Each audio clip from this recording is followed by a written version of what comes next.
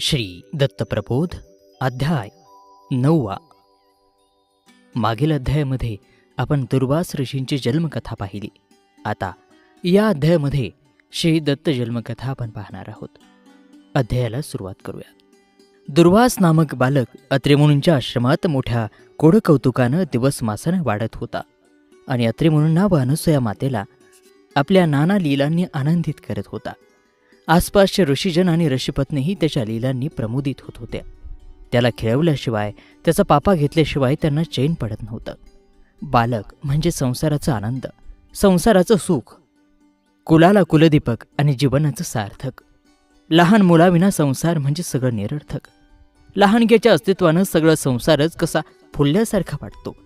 पदरी कुलदीपक निपजण्यासाठी पुण्य असावं लागतं आणि दोन्ही तपस्वी व्रतस्थांचं पुण्य फळाला येऊन दुर्वासांचा जन्म झाला होता. रोज तिन्ही सांज झाली की अनसूया दुर्वासांची दृष्ट काढत असे आणि त्याच्या मस्तकी चरणरज लावित असे. पतीची सेवा आणि बाळाचं लालन पालन करण्यात त्या पतिव्रतेचा सगळा दिवस जात असे. आपल्या संसारात रममान होत असताना तिला नारद मुनींची ही आठवण होत असे. त्यांच्या शब्दांमुळेच तर तिन्ही देवांनी तिला मातृत्वाचं वरदान दिलं होतं आणि तिच्या संसारात नंदनवन फुलवलं होतं. दुर्वास मोठा होत असतानाच अनसूयेला श्यामसुंदर रमा माधवाच्या शब्दांची राहून राहून आठवण होत होती. त्यांनीही तिला शब्द दिला होता की हे माते, त्रिगुणात्मक रूपात तुझ्या पोटी मी जन्म घेईन. श्री शंकरांनी आपल्या वचनाची पूर्ती केली होती, पण अजून 2 वर फलद्रूप झाले नव्हते. त्या तेजस कांती मनोहर स्वरूपी श्री विष्णूंच्या रूपाच्या ध्यासानं अनसूया बेचैन झाली होती, आसुसली होती. रमापतीनेही तिचा अनन्य भाव, तीव्र श्रद्धा जाणली होती आणि त्रिगुणात्मक स्वरूपात अनसूयेपोटी जन्म घेण्याचं प्रस्थान ठेवलं होतं. साक्षात वैकुंठ रमण रमापती जन्म घेणार म्हणजे साऱ्या जगताचा उद्धार होणार, समस्त व्यथा भवतापांचा निराश होणार, जन्म मरणाची फरफड संपणार, आधिव्याधींची कटकट मिटणार आणि सकल कामनांची परिपूर्ती होणार. जो जे वांछेल ते त्याला लावणार, आरोग्याचं साम्राज्य होणार, सर्वत्र सुखाचं साम्राज्य पसरणार. ब्रह्मवृंदाच्या वेदचर्चेत निमग्न असलेल्या आणि आपल्या लाडक्या दुर्वासाच्या बोबड्या वेदपठनानं सुखावत असणाऱ्या अत्रेमुनींनाही परमेश्वरी इच्छेनंच समागमाची तीव्र इच्छा निर्माण झाली आणि साक्षात श्री विष्णूंच्या तेजाचा अंश अनसूयेच्या गर्भकोशात दिवसामासानं वाढू लागला. पुन्हा खूप दिवसांनी अनसूया गर्भवती झाल्याचं कळतात सर्वांना आनंद झाला. पर्णकुटीतला आणि त्या बाहेरचा सारा समंतही त्या वार्त्यानं बहरला, मोहरला. आसपासची वृक्षराजी तरुलता ह्या स्वर्गातल्या कल्पद्रुमाप्रमाणे फुलल्या, फळाफुलांनी लहडल्या. त्यांचा सुगंध आसमंत व्यापून उरला. कोकिळा, भारद्वाज, शुखादी पक्षीगण मंजुळ स्वरात मधुर गान करू लागले.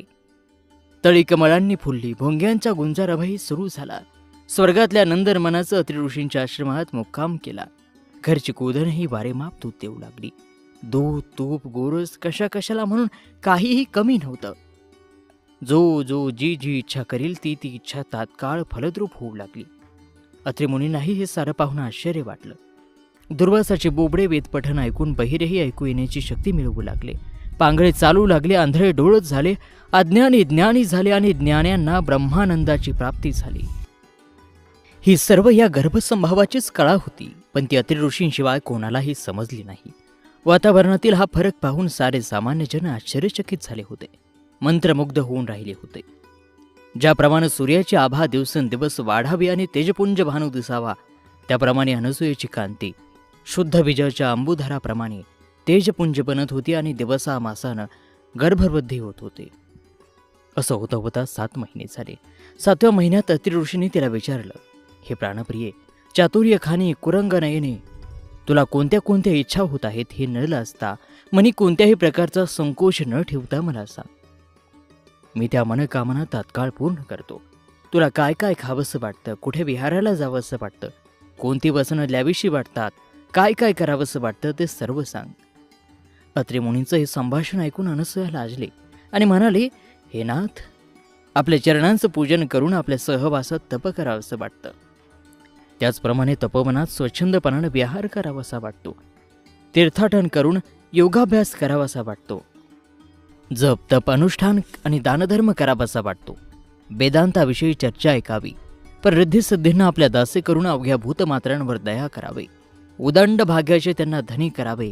नानाविध प्रकारचं सुरस आणि सुग्रासचं भोजन करावं आणि इतरांनाही खाऊ घालावं असं राहून राहून वाटतं आहे आणि या वैराग्याची ओढही अनिवार्य होत आहे. हे गर्भोद्गार ऐकून त्या ब्रह्मकुमार अत्रींना अतिशय आनंद झाला आणि ते म्हणाले, खरोखरच जगाच्या उद्धारासाठी प्रत्यक्ष परमात्मा आपल्या घरी राजयोग्याच्या रूपात अवतरणार आहे. मग एक सुदीन पाहून त्यांनी आपल्या कुलातील सर्व ज्येष्ठ श्रेष्ठ ऋषींना आणि ऋषीपत्नींना घरी भोजनाप्रित्यर्थ बोलावलं. अतिशय सुग्रास आणि पंचपक्वान्न रांधली.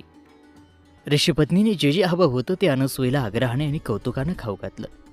त्यानंतर तिला मध्ये बसवून तलम वस्त्र, श्रीफळ आणि 5 फळांनी तिची ओटी भरली. अनसूयेनेही आपल्या हातांनी त्या सुवासिनींना हळद कुंकू, कर्पूर, चंदन आणि फळांचा मेवा अर्पण केला.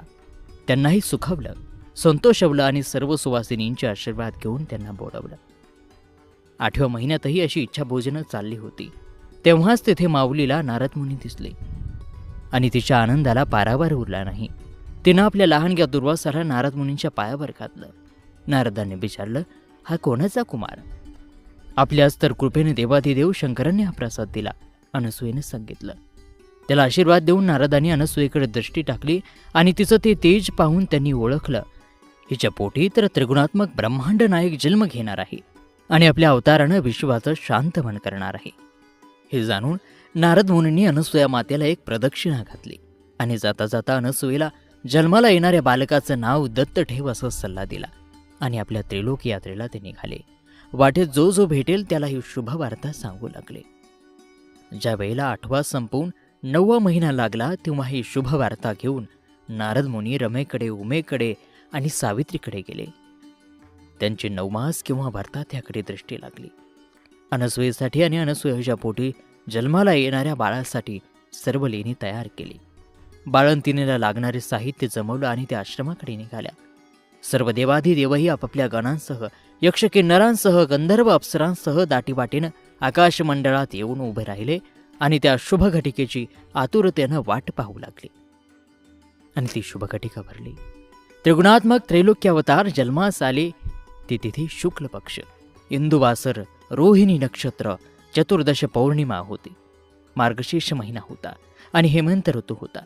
अशा त्या अमृत वेळेला ते चैतन्य तत्व प्रगटलं. अत्यंत अवर्णनीय तेज आसमंतात पसरलं.